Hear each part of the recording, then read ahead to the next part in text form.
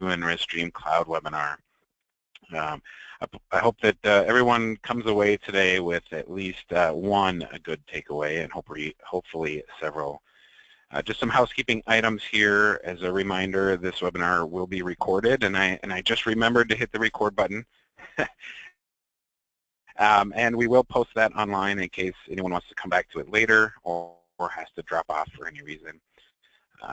And I do plan on having this be an interactive webinar. So I do enjoy talking, but I prefer more of a conversation. So as we go through here, I will be allowing you to interact via questions on the bottom or live questions as well. So in the GoToWebinar console, you should be able to see the questions area where you can type in a question at any time, as well as the ability to raise your hand.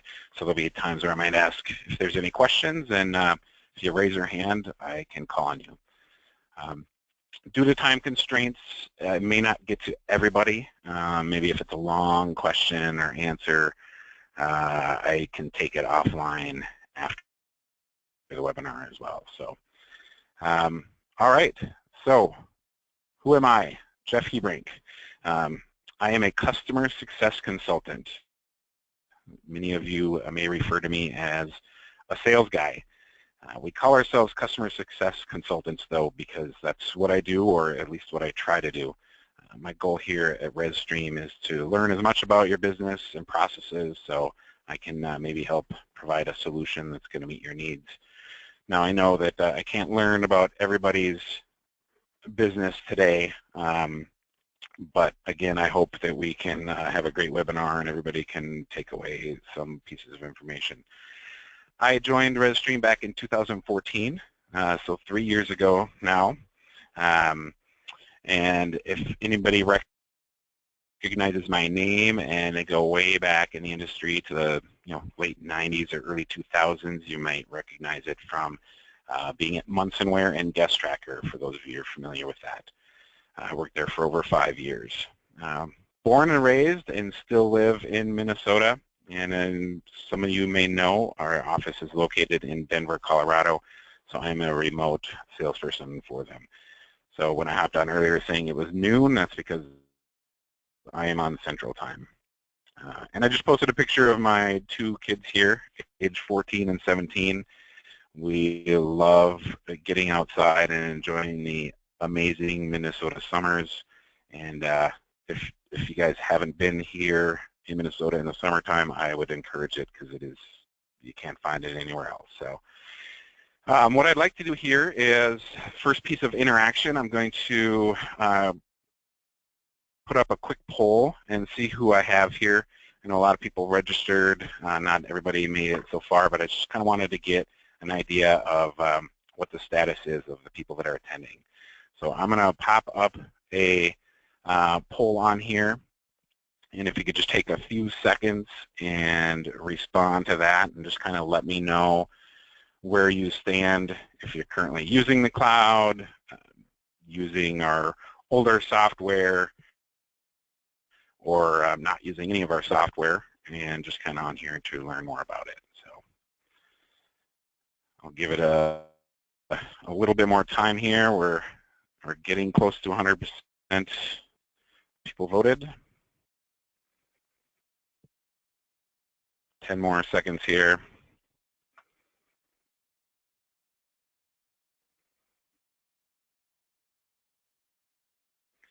All right, well, we've got pretty good participation with 92% voting.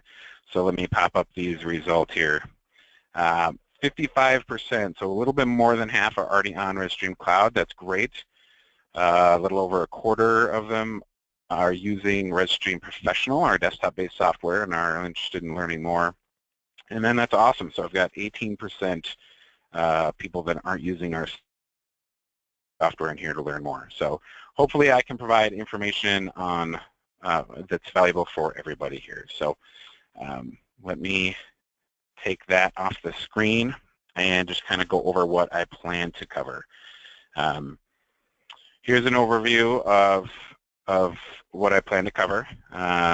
What's new in rezStream Cloud? So items like the enhanced dashboard, pre-authorization of credit cards. I want to cover that. Integration with the channel manager that we launched not so long ago. Season Wizard that development is built to program in some rate seasons. And then something I'm super excited, we just launched this morning, so if more than half of you are already on the cloud, you may have gotten a notice about an update, and maybe you've seen it and maybe haven't seen it yet. So I'm excited to share about the allowing custom fields on the booking engine. And then I just kind of plan on touching a few time-saving tips, tricks, and some of you may already know about, but if not, might be able to help you out. And then those things are like scheduled email. I'll go over some of the settings on the occupancy map, some different things you can do. And then go back to the dashboard, just kind of explain some things on there. And then again, this is going to be interactive, so I'll take some questions, and we may get to everything there, or as questions come in, we may hop on to other subjects. So let's get started going to the covering the enhanced dashboard features with pre-authorization of the cards. So I'm going to hop over here into the software. And this is called the dashboard. So a lot of you are familiar here with the dashboard. You'll see over here on the left-hand side the reservations for today. And what I mean by enhanced dashboard with pre-authorization is we've added a few things along the way. So instead of just seeing the person's name with the room and the dates, we've added a couple of icons here so you can use tag features, and if you've tagged them as important or not. And then color-coded payment status. You can kind of quickly see what their status is. And then when we click on this reservation, it'll actually expand and provide even more detail. So it has the links to reservation, links to the person or invoice. It has these tags that you've labeled here as important. And then over on the right-hand side, you'll see their charges, any payments you've received, and balance due. And then what I wanted to cover, make sure I cover with the pre-authorization of the credit card that we added, is during the check-in process. So I'm going to hit check-in here in my demo, and although I can't demo this per se because I can't do credit card processing in my demo, I wanted to show you that process. So we click check-in, and then what displays is this screen. So I'm actually going to show you a screenshot, if I can, of what that will look like. Now, this is available for those people that do integrated credit card processing with Shift4. So if you are using the software and you don't do integrated processing, you won't have this option, obviously. But for those using it, you now have the ability to authorize a card upon check-in. That just means, obviously, you're just posting a certain portion of money on there, but not actually making a payment. So let me hop back into the program here again. And then I wanted to cover my next item here. So that's kind of what I wanted to show on that particular new feature there. Before I open it up for questions, I'm going to cover the channel manager integration. So this was something we released, I think it's 2 months ago now. So it was a feature we were waiting for and a lot of requests for. But we built a channel manager integration. It's required with our Cloud Pro edition for those of you that have that. But what it does is it allows you to sync with over 80 channels. So sites like Expedia and Orbitz and Booking.com and VRBO and even bedandbreakfast.com and Airbnb. It allows you to sync your rates and availability and reservations to and from those sources. What I thought I'd do is kind of show you how that works in the software in case you wanted to just kind of see how easy it is to set up. That is through the booking engine section. So if we go into the booking engine section, you'll notice down here towards the bottom the Booking.com, and that is our direct interface with Booking.com, and then the channel manager, which is the new one. So if we click on my allocator settings here, what you'll see is the ability to enable the My Allocator integration. And what's really cool about this is you can create a MyAllocator account right from the software. So if this is the first time and you're just getting it going, you can enable this and create a MyAllocator account right from here. And by the way, our support department will walk you through this information too. So don't think that you have to run blind on this if this is a feature that you add or decide that it's right for you. You create your account here, put your property name in here, and then what you need to do is configure and kind of map your rooms. And as many of you know that OTAs go by room type. So you define your room types. Now, for those of you that are smaller, maybe go by individual unit. These can be individual unit names as well. And then what you do is you select the units that you've defined in rezStream that go with that type or that room. And then you can choose which rate you want to flow to them as well. So you can create a new rate that's only for MyAllocator here. So then it only syncs that, and so you can have different rates for your booking engine or your software then are uploaded to rezStream. So that's kind of I won't go into too much other detail on that unless if people have questions. So what I thought I would do here is see if there's any questions. I don't see any questions being typed. How about anybody that wants to ask a question here? All right, Catherine, let me unmute you here. All right, you should be able to talk, Catherine.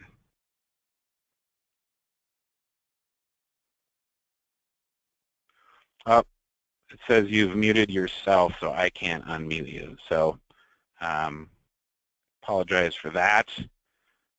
I'll see if anybody else, unless Catherine, you want to unmute yourself to ask a question.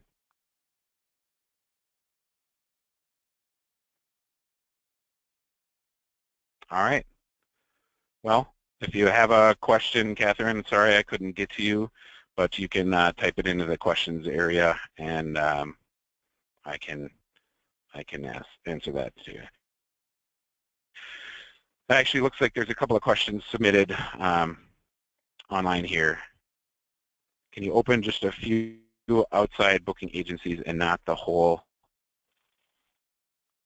bunch? I'm assuming that means can you just open it to certain sites, like I wanted to just go to Expedia and bedandbreakfast.com.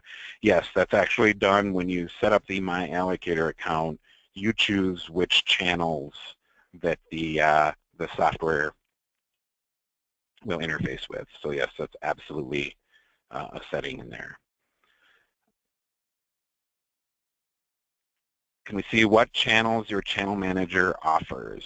Yes, so we can, I can actually display that maybe towards the end. I can go, we interface with a channel manager called MyAllocator, and they list all of the channels that are available. There's actually over 80 of them available. All right, so questions on those? Next thing I want to cover is the seasons wizard. What that means is with rezStream, you configure your rates, and each rate can have its own set of seasons. So, spring, summer, fall, or a season can be even a holiday weekend or anything else for that matter. I thought I would just kind of show you in the software here what I mean in case you haven't seen this already. If you're using it, if you're interested, it's done in the configuration section. So we hit the configuration section and down to rate plans. And what you'll notice here when I do that is we've got this season wizard settings option. So now what I can do is click in here, and so we've got showing 1 year here. So I can come through and basically just tell the software when my rates change. So we'll start it with today. So I've got a rate that starts today, and then maybe my spring rate starts on March 31st, and then my summer rate starts on June 1st. And then maybe I want just the 4th of July weekend to be its own season. So I want that to start on that Thursday, and then I want to resume another season starting on that 5th. And then I can start maybe a fall season right after Labor Day here on that Tuesday, and then continue on, and you get the idea here. So you can name that, and once you save those, now we've got those saved as my seasons. So what that allows me to do here is when I have a rate plan, and I have a rate that I want to copy those seasons in, you'll see this rate only right now. I have my last season starting on January 1st. So what I can do is go to the season wizard, and I can copy all of these seasons, and it basically just creates these seasons. So when I do that, now I get the ability to come in and quickly put in the rates, minimum night stays, extra adult, extra people. And as you can see here, I can quickly change that to a weekday versus a weekend rate, or maybe my rate changes every single day. So I can choose that as well. So it allows me to quickly get all of those seasons entered without having to go one by one into each rate plan. So that's kind of what I wanted to cover on that, and I guess I'll ask if there's any questions on that at this point. If you want to raise your hand for a live question, or if there's any other questions on that.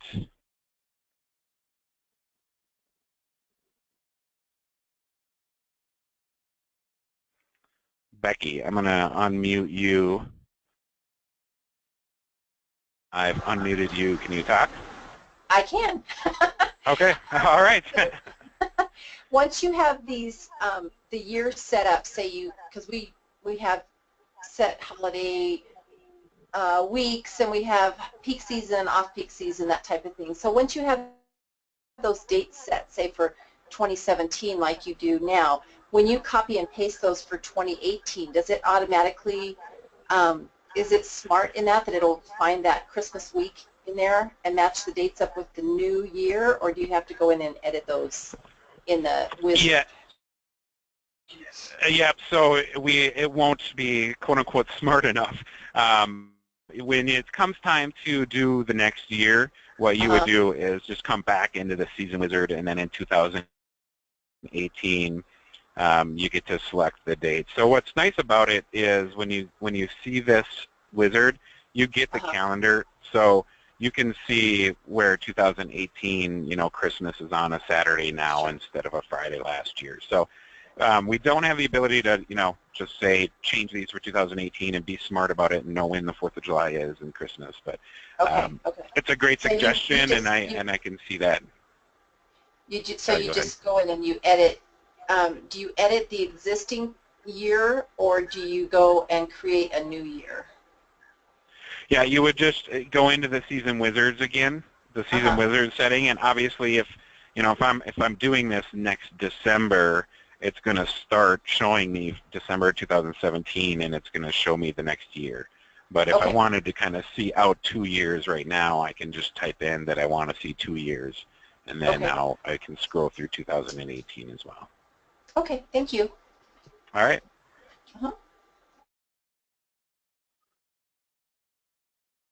Okay. Thanks for asking a question. I love interaction here. I don't like talking at people. So next thing I wanted to cover that's new, and I'm super excited about this because we just launched it this morning, is the ability to capture custom fields on the booking engine. And what I wanted to do first is show a screenshot of what that's going to look like to the guest. So you allow online reservations, and they choose their dates and room, and they get to the end where they fill in their information. Before, we just had a special requests option. Well, our developers were awesome and launched this morning the ability to put in custom fields to capture. This is just an example that I did here this morning after we launched it. You can put the purpose of a visit, reason for stay, then they can choose why they're here. In this example, I choose estimated arrival time, and you'll notice some of these are optional and some of these are required. So I will hop back into the software and kind of show you that, but you can require them to put in something in a field, or put this field in here and make it optional. I would caution people not to put 20 different fields in here and make people go through a painstaking process of having to fill a bunch of information out.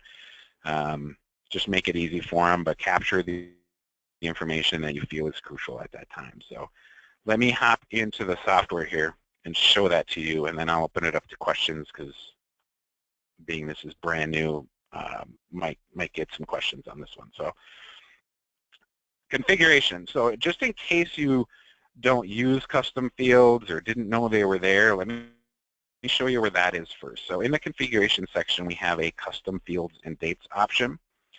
And when we click on that, now in my demo here, I have a bunch of them.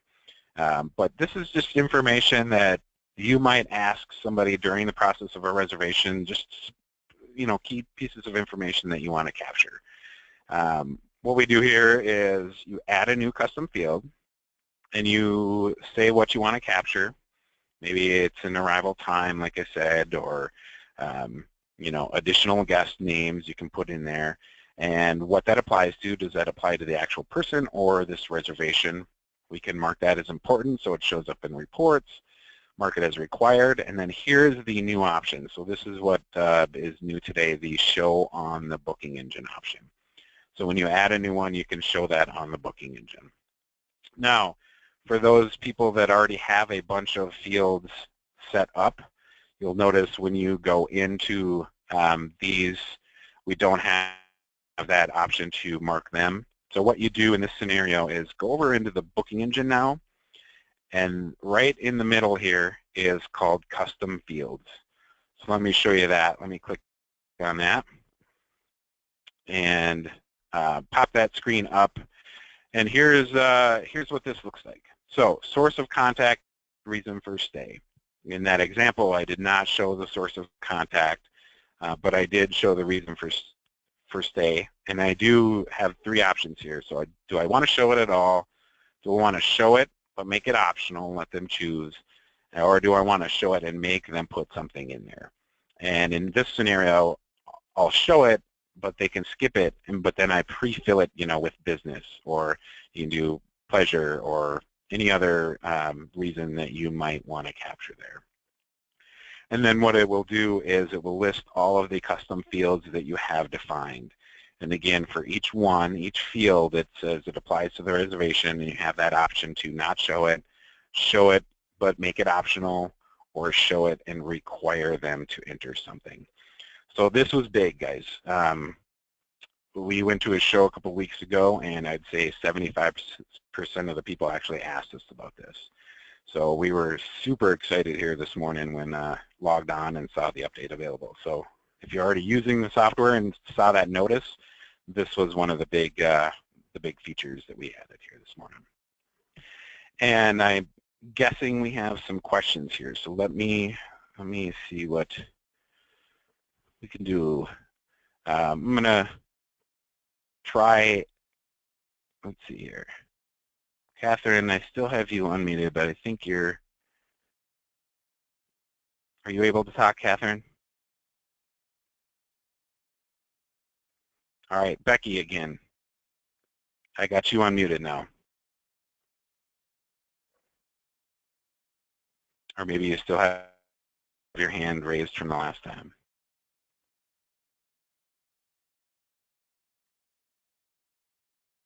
Okay, let me see if anybody has written any questions about that.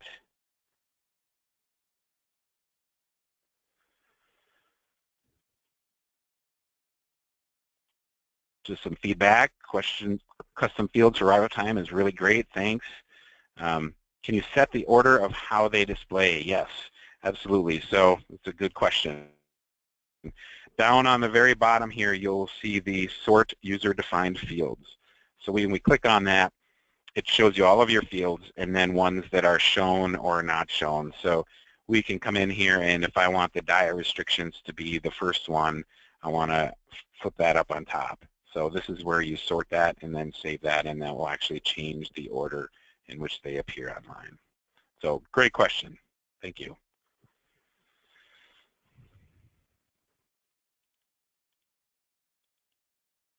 That's all the questions I got for that.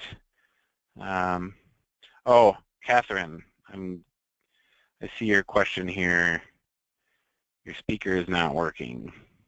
Okay. All right. So I hope you guys really enjoy that feature. So that that's something you can explore as soon as we get off, or some of you may already be doing it right now. So, so those are some of the new features that I really wanted to cover today. And what I thought I would do then is just kind of go into the program, poke around a little bit, do some time-saving tips and tricks and suggestions, and just kind of see if people have some questions along the way, and we'll see where it goes. So first thing I thought I would cover that I feel is a huge thing that everybody should be doing is the automated or scheduled emails. What that means is in the configuration section down towards the bottom here, you'll see the ability to create letters, so confirmation letters, pre-arrival letters, thank you letters, anything like that. So we go in and create our letters. And then below that is the scheduled emails area. So let me click on that and just kind of show you what I mean by scheduled emails. That means that I can add a schedule here, and then I get to choose what letter do I want to go out. So we'll go in order here, maybe a pre-arrival letter that you want to go out that says, hey, looking forward to your stay, call us to, have some dinner recommendations or add a package or anything like that. So we can schedule that letter to go out 7 days before their arrival date, and we know that everybody reads their email first thing in the morning, so we'll set it at 7 a.m. So now every reservation that comes, and you can pre-fill it with information on the reservation. So hey, looking forward to your stay next, week. We have you coming on Tuesday for 3 nights, staying in this room. Call us if you have any questions, you need to make changes, or again, any information that you want to provide during that pre-arrival.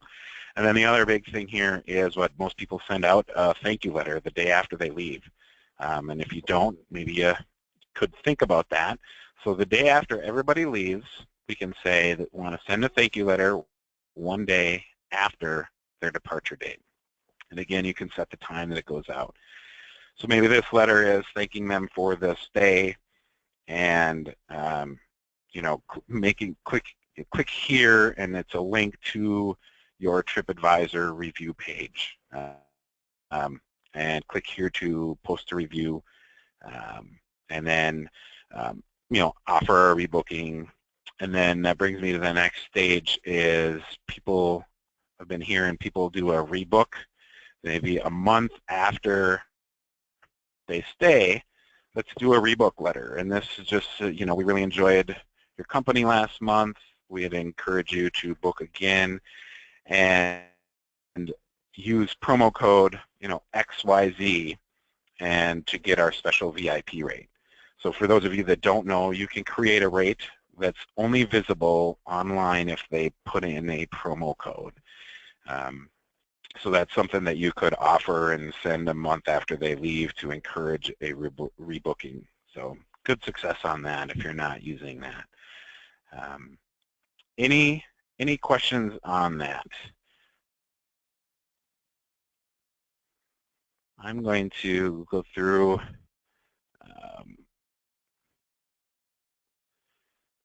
so Doug, you had asked, that was on a previous one, you have asked, can you add a new question? Have you stayed with us before?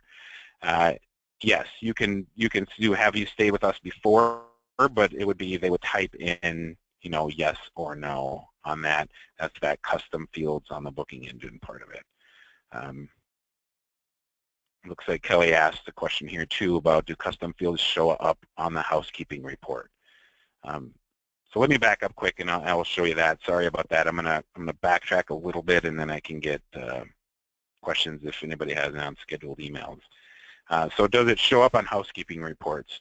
Yes, they will if, when we make these custom fields, when we make these custom fields, we have this option of flag as important. So if you've flagged that field as important, those items will show up in the housekeeping reports or arrivals reports or anything else. All right, so those are the questions that I have on. Let me see if anybody has their hand raised to ask anything else. Nope, okay.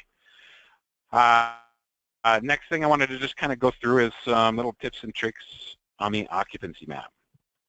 So for those of you using the software, or really any software for that matter, this is probably a very familiar screen to you guys. So here we've got the rooms down the side, dates across the top. So a couple of things I wanted to cover here. One big thing that I struggled with when I first started is I'm colorblind. So the system comes default to display color by payment status. Red, no payment; yellow, partial payment; and green was full payment. I was doing demos and I continually called the wrong color. So we have this option. If we click on the settings button, we can come into the colors area, and now I can click on this little ink drop here and say that I want the full payment color to be this. Now, I call it blue. Somebody just told me it was purple the other day, so I'm not going to try to guess, but now at least I know the difference between a reservation that has not paid me anything and has paid in full. So just in case you didn't know that, that's kind of a little hint there. The other thing I wanted to show you, I realized I talked to a couple of people here lately that didn't know this feature was in here, is a waitlist feature. So that's the little icon that looks like a little clock. When I enable that, what that does is it shows me a little column here on the very top. So if I am booked, so say I had a couple more reservations next weekend and I'm booked, but somebody calls and says, you know, I really want that weekend. Can you let me know if anything opens up? So I can actually come in here and click on this little plus sign on the 17th, and let me choose a person who's asking about it. So as we start typing here, it's going to search. So a new person wants to come, and I can say, you know, they wanted to come on the 17th and leave on the 20th. Would prefer room 1, but would take another, whatever you want to put there, notes. So we save that. And then what that does is on the calendar now, it shows the number in red with circles. So this is the actual number of people that are on your wait list. So if somebody calls you for that weekend to cancel, you'll quickly be able to see how many people you already have on the wait list, or if you have anybody, and we can click on that and see the person, their phone number, their email, requested dates, any notes that you've made about that, and when that was created. So just a little tip or trick there. And then maybe the last thing I wanted to cover, and I don't know exactly the number of units for everybody that's on the call, but if you happen to have quite a few units listed down here, they may not all show on one screen, and sometimes, you know, you're pretty busy and this occupancy map can be pretty full.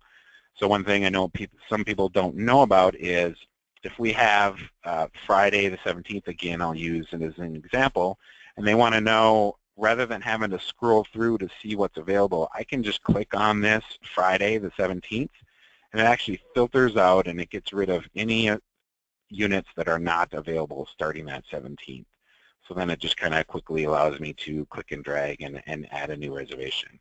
And if I want to clear that, I can just kind of clear that out and resume. Now, I know that some people like to do split reservations where they kind of want to see the full map, and that's great too. You can click on one, and they may want to, you know, come in on the Thursday then. So, but just some options there that I know not everybody sees. So let me see what questions I have here. I do have some questions on that. Lori, let me, okay, so it says you're muted. I've sent you the pin, but I don't know if that'll work. Becky, you've got your hand raised. Do you have another question? I do. Okay. What is the easiest way to get to a reservation on the occupancy map?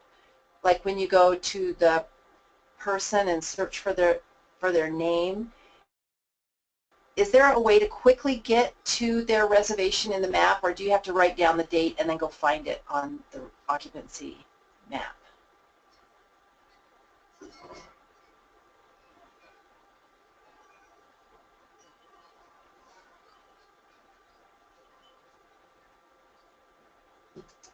Did you hear that? I apologize. I put myself on mute so that I didn't have any background noise. So, yeah, I heard that. So, yeah, so right now we do not have the ability to kind of search on a name from the calendar. Like to click on the reservation number? Right. Yeah. Okay. So we do, you know, a lot of times if they're saying, hey, I'm calling about a reservation I have in December, my name is Joe Smith. You know, you can hop right over to this reservation section and just type in Smith quick, and then you'd be able to see, you know, all of the reservations that Smith has. So that would be something that you could quickly find the reservation. But yeah, so in the occupancy map, you'd have to know, oh, what were your reservation dates, and then we can, you know, click on if it was in December, we can hop over to December and then find it. Okay. So, but that is a good suggestion, and I know I've talked to them about that, to where we could just have a little search feature where we just typed in a name and it would just kind of highlight them on the calendar at least. So either that or be able to click on their reservation number and it would take it to that reservation on the map. Yep. Yeah, exactly, like a confirmation number. Sorry about that, the wind. No, yeah, no problem. I know some people are getting a big snowstorm today, so so yeah, no, that's a great suggestion, and I've kind of already written that down here, and I'll follow up again. But no, great suggestion, and we just don't have it right now. Yeah, I had a question about the emails, the scheduled emails. We currently use a thank you letter, but we manually do it when they check out. So you're saying that we could automatically do that. I guess I'm not clear on how you create the letters. Would the letters automatically, like you fill them in with the fields and stuff like that, so they would populate by the name? I mean, how does that work so it's specific to that person, so it doesn't just sound like a form letter? Yeah, yep. Well, let's cover that. So I'm going to mute you so I don't have any background noise, but I'll unmute you too in case you have a follow-up question. But so yeah, so let me cover that. So in the configuration area, I can come down to the letters and templates. So this is where I can come in and, let's see, thank you letter. I can say, you know, dear John Smith, dear first name, last name, thank you for, you know, your reservation. You know, you could say, we hope you enjoyed, you know, your stay in, and then you can put a letter code for their unit that they stayed in. So, hope you enjoyed your stay in unit name. So when it sends this thank you letter, it's going to, you know, say hi name, and then you can put whatever piece of information you want on that for that reservation. So it'll send that out. Does that make sense? Does that answer your question? It does. Yeah. Okay. Okay. Yeah. Perfect. Yeah. No. Great question. Any other questions? Let me go.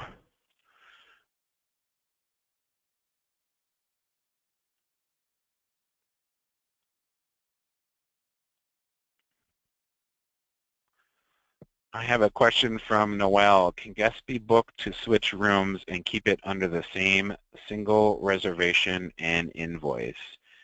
Yes. Let me cover that. So that's we'll do another trick on the occupancy map here. So Noelle, you had asked if people can switch rooms for one reservation. So in that scenario, since we want to actually capture multiple rooms, we just select this little toggle group selection mode. So say they're coming on the 14th and they really wanted, room 1, so we can accommodate that for the first 2 nights. So we click on that, and then what they want to do is they want to switch to cottage 1. So we can click on that. And then now what that's going to do is it's going to add room number 1 for 2 nights, cottage number 1 for 2 nights, and we say book this now. And then it's going to populate, well, who's coming. And, Peyton Manning's retired now, so he's coming to stay with you. We'll continue on with this reservation. And now we've got 1 reservation, and we've got 2 units. So we've got the room number 1 from the 14th to the 16th, and then cottage number 1 from the 16th to the 18th. And we've got 1 invoice listed here.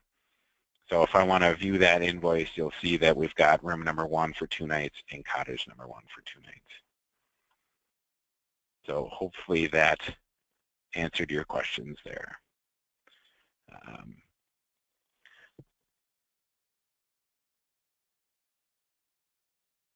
Let me see.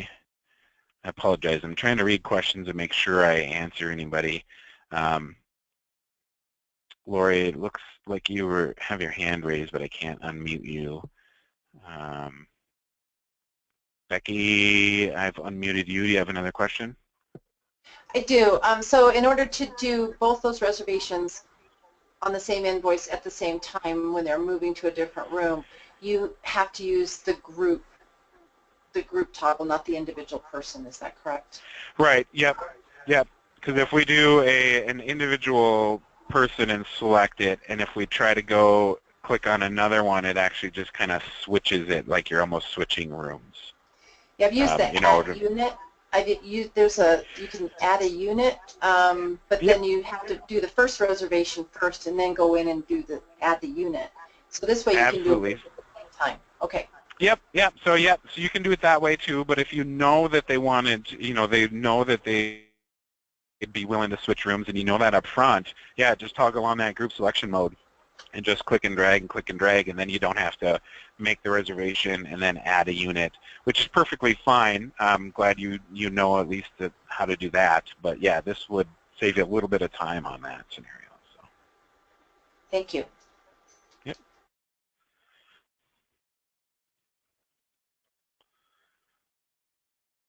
Marlis, I want to answer your question here if I can understand. Is there an option for custom feedback from the pre-arrival letter reminding them that we could use arrival and diet info? I didn't see you ask a question, so I'm not sure if you want to ask that aloud or at least make sure I answer that. But I'm guessing that means, on your confirmation or your pre-arrival email, can you remind them, hey, we also would like to make sure that you've given us your arrival time and diet information. So if you haven't already, please call us. So you can absolutely put that in the letter and it will go out. Now that's not saying that they have to call you back and provide that information, but at least it's a reminder for them. So hopefully that answers that question. Let me see. And again, I apologize. I'm not going to be able to, it's hard for me to see a ton of different questions. So I will, make sure that I respond to every single question after the webinar too. So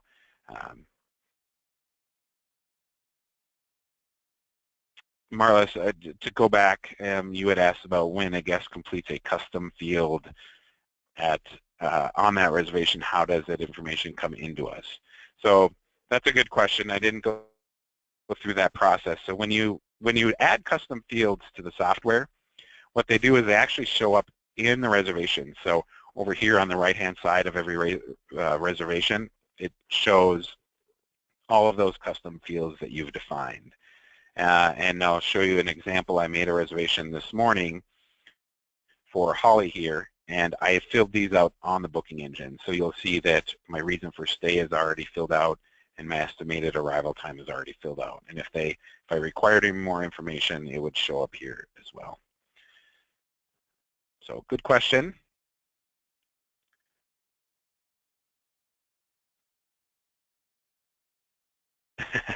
Somebody was calling me out on Peyton Manning's name, so that's awesome. I'm not a huge fan, so that's awesome. Yield management. So let's talk about yield management. Noel, I don't know if you have a specific question on that, if you wanted to ask that question, or if you just want me to discuss yield management. So I'll just kind of briefly go through yield management. And you came late, Noel, so if you want to, you can raise your hand on the GoToWebinar area, and I can unmute your phone too. So, but let me just kind of cover that yield management area.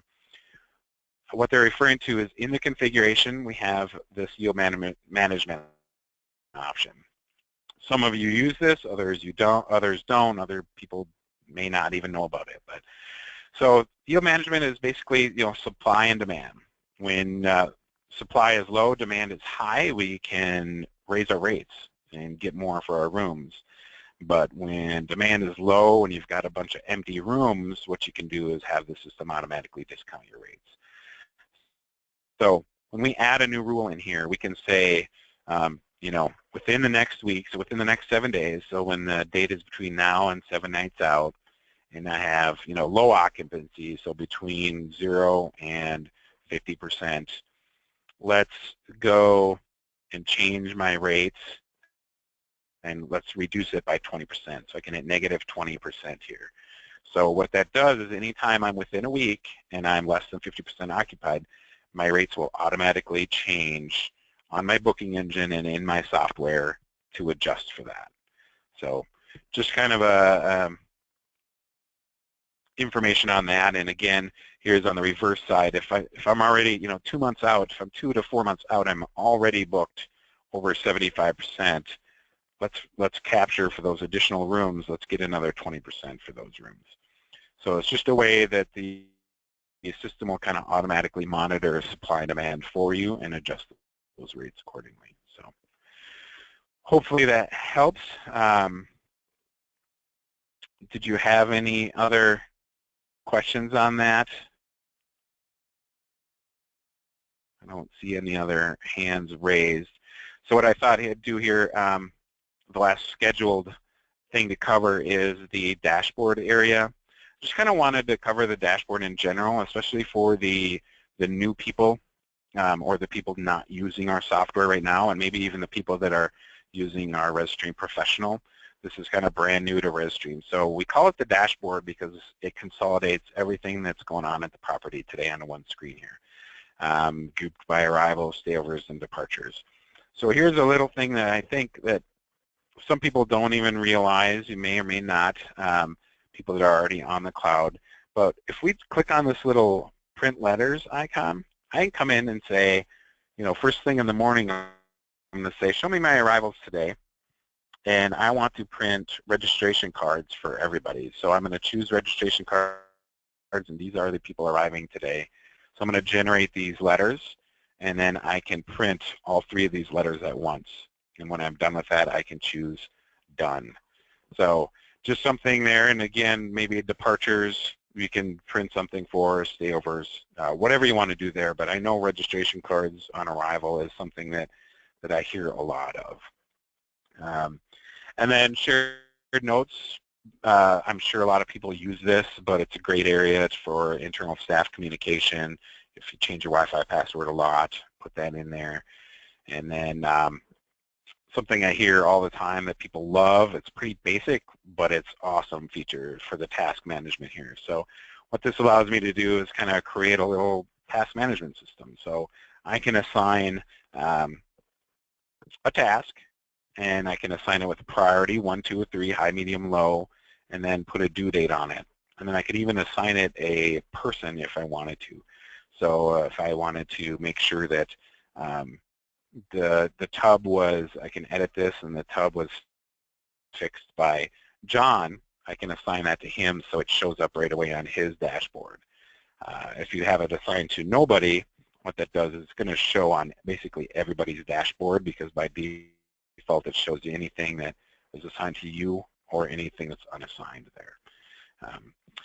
And then one other thing that I know some people are taking advantage of and not, the recent booking engine activity, this is where they'll show up, any reservations that were made online recently, sorry. You'll also notice here that there's a gift certificate section. So some of you may not even know you have the ability to sell gift certificates from your website. So it's something that's included in the cloud, and you know, it's like winning the lottery when those things come in. So people buy a gift certificate, you can post a little button on your website for purchase a gift certificate. You can, you know, set it to where the minimum that they can purchase and increments that they can purchase, and they fill in their information, and then that comes right into the software as well. So it'll come right into the gift certificates area, but you can see who recently purchased that. So that's kind of the last thing I wanted to make sure I covered on that. Any questions that somebody, let me see.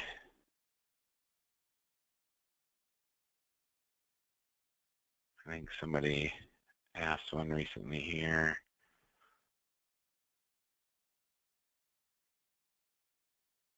Nope. Okay. Nobody's got, oh, Doug or Gloria Watt here. I'm going to unmute you. You have a question? How do you link the gift certificate offers to your website? Do you have to have a code to give to your website manager? Yes. Yep. So in the booking engine here, there's a setting where you can just capture the URL for the gift certificate area. So you'll see this gift certificate options. We can click on that, and here is the link. So on your website, you can create a purchase a gift certificate button, and then it routes it to this section. So when you enable gift certificates to sell online, it'll just go to this, and then you know, you can have a title page, what do you want to call the gift certificate, minimum values, incremental. So yeah, so in other words, you can give them this link, and then that's what will route them to the purchasing gift certificate. Okay, thanks. Yep.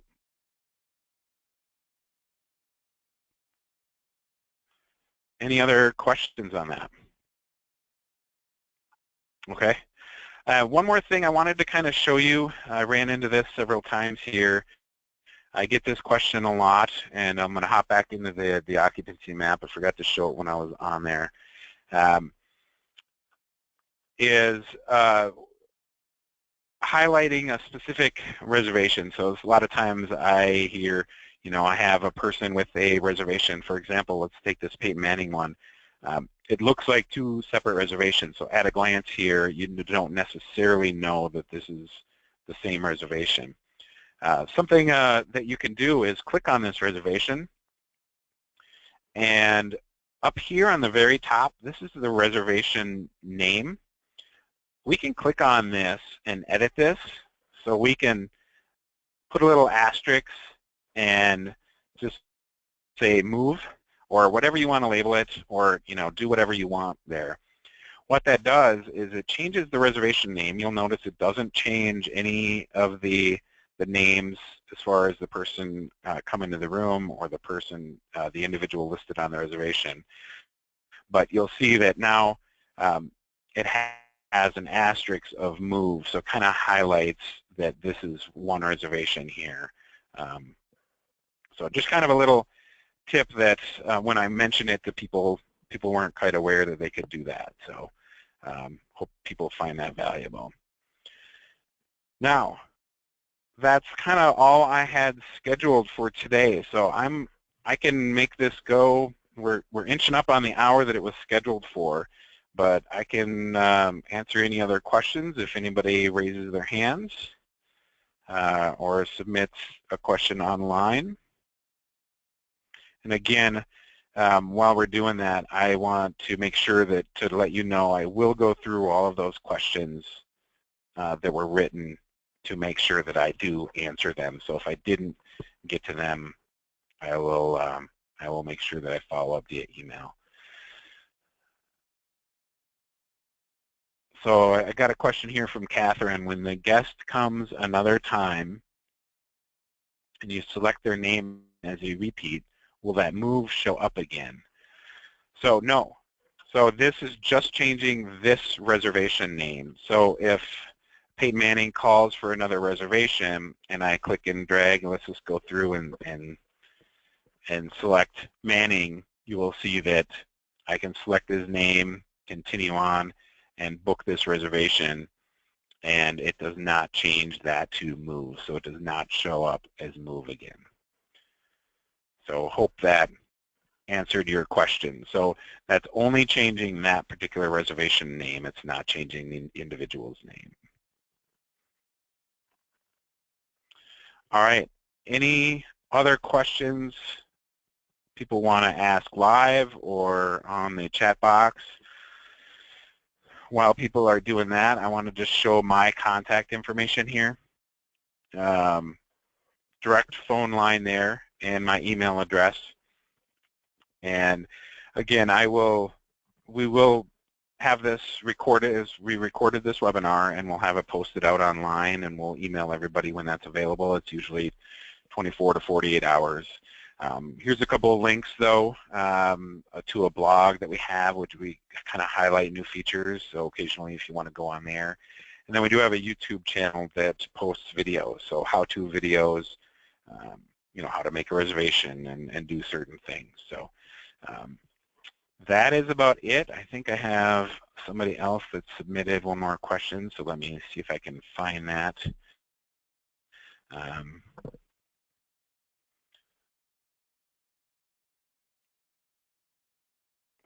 Okay, Catherine, I'll follow up with you on that. And Timothy, is the credit card info house in the cloud and is a protected data breach? Okay, so good question. Credit card information. I didn't cover it a ton, so let me ask that. And Paul, I see you have your hand raised, so I'll get you right after this. So Timothy asked about credit cards. So we actually do not store credit card numbers in our system. So we're even out of PCI scope. So what happens is people have to put in a credit card number online to book a reservation. And this is how it appears in our software. Obviously, it wouldn't be jumbled like this, but this would be their name. So we get to see what type of credit card number and the last 4 digits and the expiration. So the credit, if you have integrated processing, you don't even need to know this. So what happens is when they do that, it goes out to Shift4, who then tokenizes that card, and then that token ID is actually what's stored in our database. In other words, if anybody were to ever hack into your database, they will not find a credit card number. They will find, you know, a token ID, which is, you know, a bunch of numbers and letters, which doesn't tie into the credit card. So hopefully that answers your question. I think, Paul, you had, no, who has had their hand raised? Paul, I think I was going to go to you. Let me unmute you. You have a question? Yes, I do. Can you hear me? Yep, I sure can. We have packages, and they don't particularly, it's very hard to use it in the current rezStream Pro. And what I'm interested in, let's say there's a package for $100. I don't particularly want to break out lodging and food, but I'd like to break it out for ourselves so that we can look at our allocation. You know, this much goes to the food budget and this much goes to the lodging revenue, for example. How would you set up a package in the rezStream Cloud? So you're talking about like what we call well, we like to call at least an inclusive packages. So it's $100 a night, but 80 of that is for the room and 20 of that is for, you know, other miscellaneous items. Yeah, but like you exactly. You know, we don't particularly use your point of sale, but we do need to we enter restaurant charges if people do it a la carte. We also have meal plans and honeymoon packages. So the kinds of things that would go in a package would be anything from the lodging, the food, to kayaking, to a massage. All those things we want to be able to know each revenue that we get out of it. So it's right. all. And do you do? Right. Sorry. Yeah. I was going to follow up with a question. Do you do online reservations then? Yes, we've had to use. We do online reservations for rezStream for the booking engine, but because the packages aren't set up the way I described it, we have to use a shopping cart. And then the problem with that is it doesn't show what lodging. So we're basically using a shopping cart and rezStream, and we'd like to get rid of the shopping cart and use the rezStream or whatever system we would use that would integrate both of those. Right, and I'm guessing you do not want the guest to see that it's really $80 for the room and $20 for this other item. Right. I mean, they could do it a la carte, and they could see it. It's not a big secret, but I want to make it simple. People like to know, well, this is what it's going to cost me for these 5 things. Okay. Yeah. So I'm going to show you this, and hopefully this answers your question. So, are you on the cloud? No. Okay. So let me just show you how it would work here. So let's pick this rate plan, and I want a rate called, honeymoon package. Right. I can actually make a default, quote-unquote package in here that includes some items. So let's put in a romance package here. So I can save this. And what this does is my honeymoon package, the room rate is $100. And then whatever I've allocated for the package pricing, it's going to basically add that on. So if you want it to equal 120, or you wanted it to equal, 100, you can have this rate be $80 for the room. Right. And then in your configuration under packages, if we go under this romance package, we could basically make this, item be just apply one time, and it's, $20. So it basically adds the 80 and the 20, and it will automatically be on the booking engine. It'll show 100. It's without taking up too much of everybody else's time. I can actually walk through that with you at a later time and actually show you a specific example that you want to see, and just kind of see if that works out for you. So. Okay. Thank you. So yeah, you bet. The shift 4. Patrick, do you have a question? I have you unmuted. Yes, the user permissions. In an earlier conversation with one of the representatives, we were told that had been somewhat scaled back. So I'm just curious to know what the current capabilities are in setting various user permissions. Perfect. Yep. So right now it is set to restrict them from certain sections of the program. So let me back up here. Are you using the cloud right now? No, not yet. Oh, okay. So I don't know if you use a lot of the restrictions in the professional version, but when you create a user in here, you basically have the option to be able to allow them to get into the configuration section or not. So that's kind of a yes or no. If you don't want them to be able to edit any rates or create those custom fields, you can not allow them to get into the configuration section. And then the only other setting we have at this time is allowing them to run all the reports, or maybe you just want them to be able to run the reservation reports and the housekeeping reports. So you don't want them to get into any of the money portions of those. So that's right now, that's really the only settings that we have for user permissions. Okay, thank you. Yep.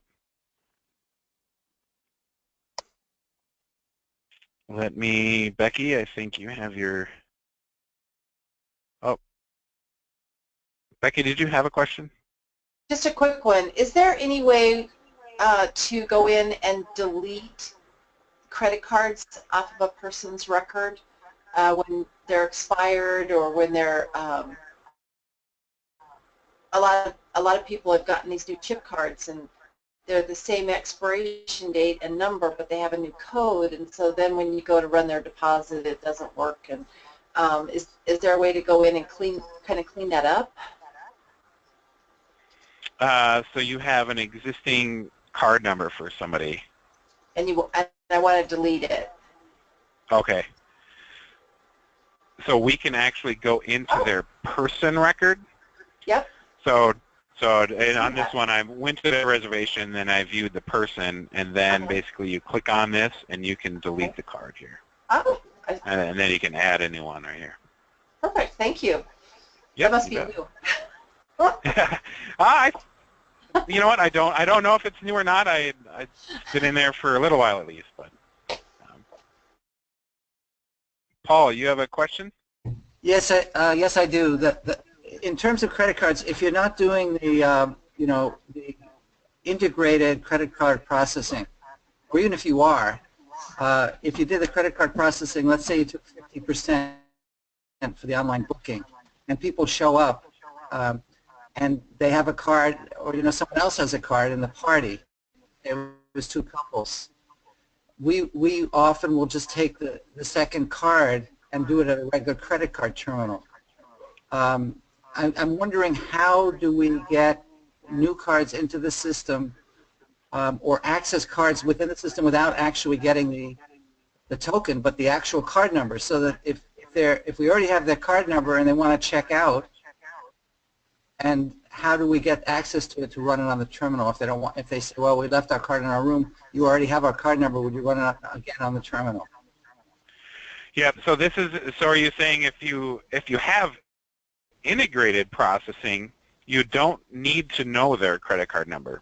Right. So you can just hit checkout and you can add a payment. And again, I can't really demo this very well, but you could say credit card, and it would say, do you want to use the Visa ending in 1111? And yep, and then I just hit make payment, and it actually processes that card.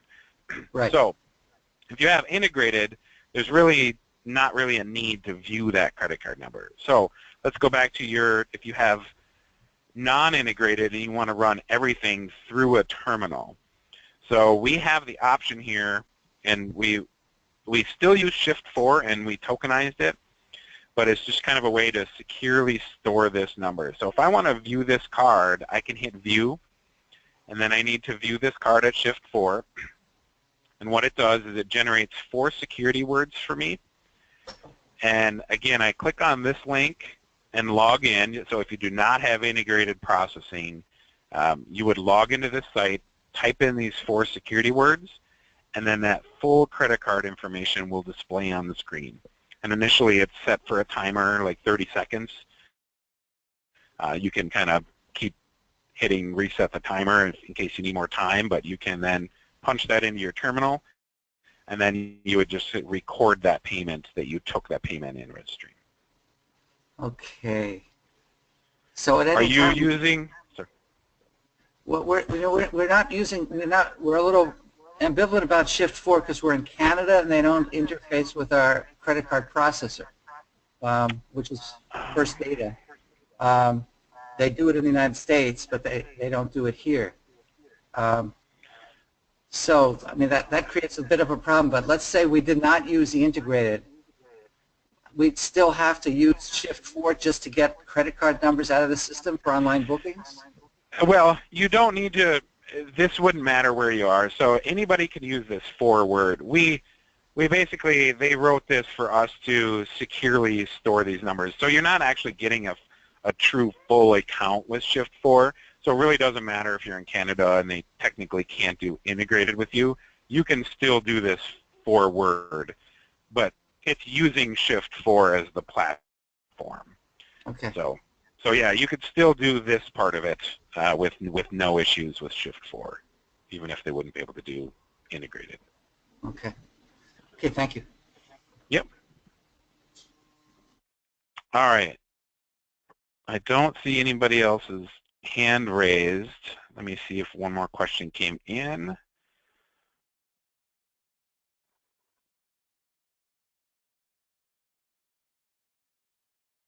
Noel,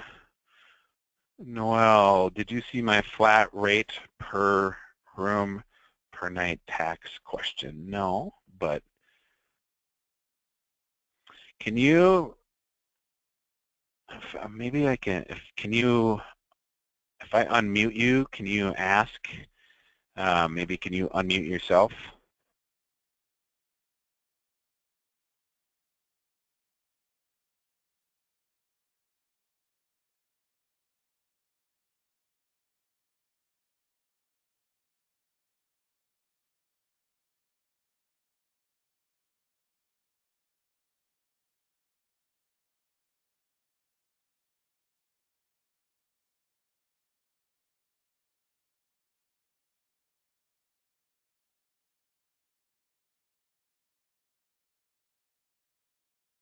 And we can talk about that one offline. So, all right, I don't see anybody else's hand raised at the moment and no other questions in here. Again, let me pop this information back up so you can have my direct phone number and my email address. I'll leave this on the screen here for a couple of minutes. And call me, shoot me an email. And once again, I appreciate you spending some time. I hope you learned something out of today. Give me some feedback. We'll ask you for some feedback here. And then, yeah, so thanks again. Look forward to maybe talking with you on another webinar. Have a great day.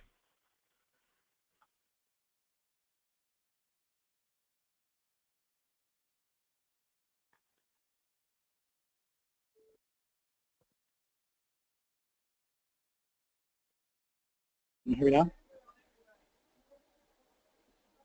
Hello? Yes. This is Noel. Hey, Noel. I know I was trying to My trying to phone get you in. my phone had the settings disabled on the microphone, so when I enabled it, it knocked me out of the webinar. By the time I logged back in, you were wrapping it up. I had to re-register basically. Oh no. Yeah, I see you listed in here twice now. So maybe I'm in two webinars at once. I don't know. So the flat tax, Georgia now has a $5 per night per room bed tax, if you will, that is regardless if you're paying $50 per night or $300 per night. It's always a $5 flat tax. In addition to sales taxes, is the flat tax a supported feature? We're currently in a different software having to just add that as an a la carte item. Yeah, so you can actually, are you still viewing my screen here? Yes. Okay, so you can actually come in here, and it's basically what we call it is fixed.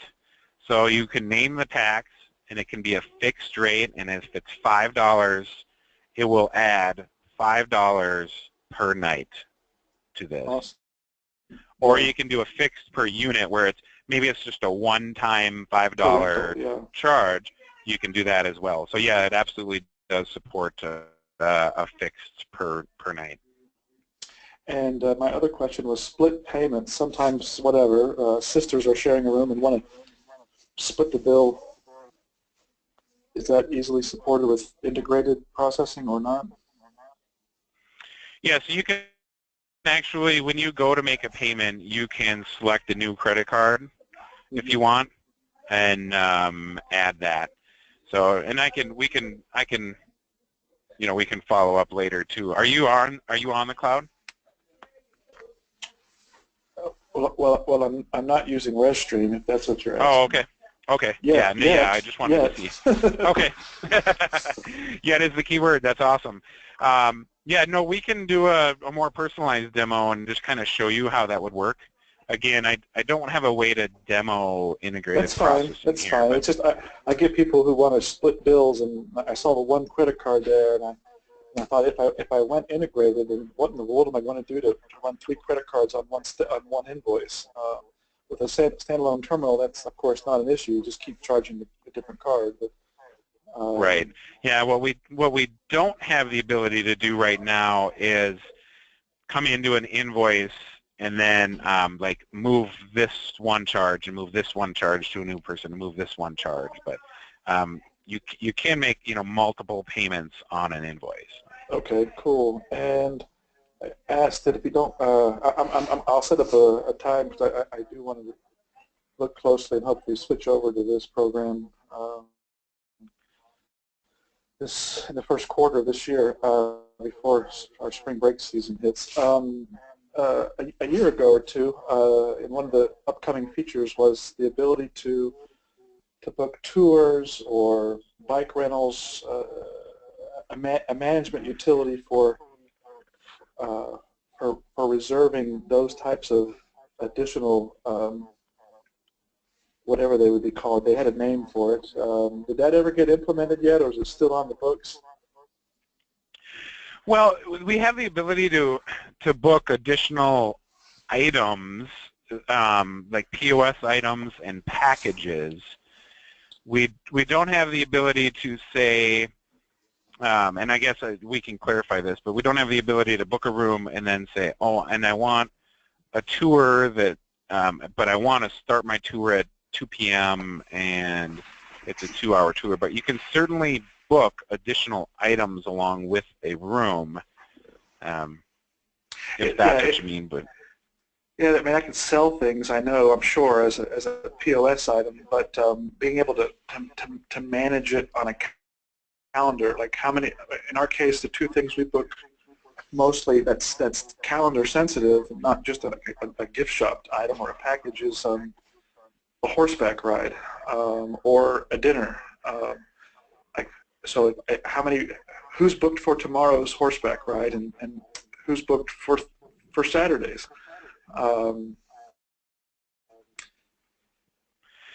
yeah, so we how that would probably work at this point in time, if you didn't, you could have those in your software defined as units. So you could have, if you've got 4 spots available for horseback riding, in your software you can define, horseback 1, 2, 3, 4. Now, I don't think it'd be great to have them book that because it's probably but what they could do is you could create that rate. If you were listening earlier, I had talked about a rate that's kind of includes a package, and you would be able to see that they booked a horsepacking or horseback riding package, and then when you saw that reservation, then you would come in and just kind of click on this reservation, and we could say add a unit, and then they're going to add this. On my screen here, I'm adding a boat, a 16-foot boat here. So then I can just kind of add that unit to that reservation. So, in other words, I don't think that's exactly what you're wanting. I know we've talked about that, but it's so we're not there yet. So. Okay.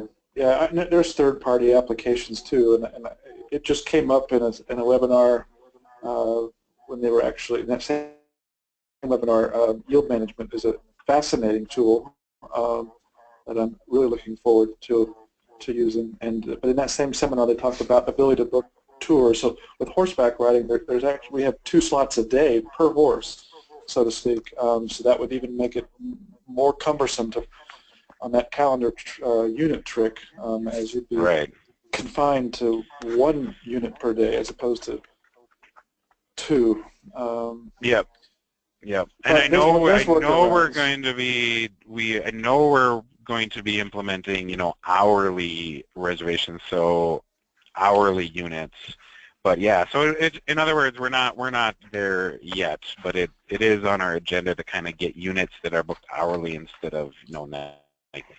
Yeah, and I don't necessarily even need, and personally, I wouldn't even need it tied in from a financial invoicing standpoint, more just a management. Where I can see that I've got 28 people booked for Saturday's ride, and I can book 2 more spots or whatever. And when Saturday gets here, I can click on the calendar and see who's signed up for this ride. We would be doing it manually, but it doesn't need to be tied into any automatic invoicing. That could be tricky, of course, but just managing the reservations themselves. For our own sake. One other, the yield management, those rules were pretty nifty. If I may ask one more question, those rules come into effect. That's looking at a day-by-day basis, right? So one day could be 30% off, and the next day could be 20% higher premium. Right. Awesome. Yep. Yeah. So it's day by day. Yep. So people, if they want the cheaper price, come book the cheaper one, or book them both, whatever. Okay. Yep. Great. That's all for me now. Okay. All right. Gloria and Doug, I see that you have your hands raised. I apologize for the delay. Are you still there? Yeah. Can you repeat how to edit a credit card? I always end up going to Dollars on the Net, doing it there with their edit clone feature, and then having to come back into rezStream. I tried it from my side, and I couldn't see how to do what you did, but you did it so quickly, I might have missed it. So, like, I want to have my rezStream open and see how to do it, what you just did. So what you do is you go into the person record. What I showed earlier, so I went into the actual person, where you'll see in this scenario, Mr. Man here, I actually have 2 credit cards on file. One's expired, and another one. And I think what she was just saying is, can you delete ones?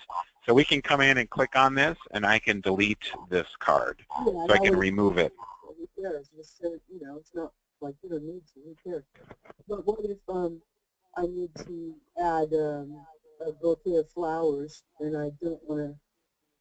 Oh well, I mean, I go to point of sale, I add it, and then I write it on the card. I guess I know how to do that. I just don't know how to open up the card and see the whole card from inside rezStream. That's my question. Yeah, so if you have integrated processing. Yeah, it's just $4 on the net. Okay. Yeah, so I will, I'll have to take that offline. I don't know, like the viewing the credit card, that's if you do not have integrated processing and you are using this forward security thing. So I'll have to take that one offline and get back to you on that, and let you know if there's a way, if you have integrated, if there's a way to view the card from the software. That I'm not sure on. So. Okay, well, I have a reservation open right now, and I can, under the invoices, view invoice, and I can see the card, and when I click on her name, it says view details. But again, it still only shows the last 4 numbers. It does not show the whole card.